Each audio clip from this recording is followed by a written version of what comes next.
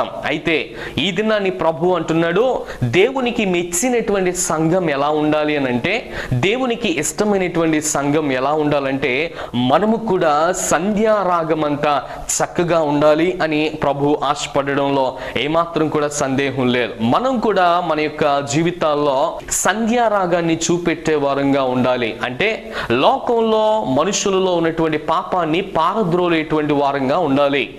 ఈ రోజున సూర్యుడు దేనికి సాదృశ్యంగా ఉన్నాడంటే, నీటి సూర్యుడు అనబడినటువంటి యేసయ్యకు సాదృశ్యంగా ఉన్నాడు. ఆయన లేలేత కిరణాలు ఈ లోకంలోనికి, లోక మనుషుల మీదకు పడుతున్నప్పుడు వారిలో ఉన్నటువంటి చీకటి, వారిలో ఉన్నటువంటి పాపము ప్రజ్వలించాలని, అక్కడి నుంచి ఆ వెలుగులోనికి వారందరూ కూడా రావాలని, ఆ చీకటి వారి నుంచి పారద్రోలాలనేటువంటి ఆలోచన చేత ఇక్కడ భక్తుడు రాస్తున్నటువంటి మాట సంధ్యారాగాన్ని చూపెట్టే వారంగా ఉండాలి. ఈ రోజున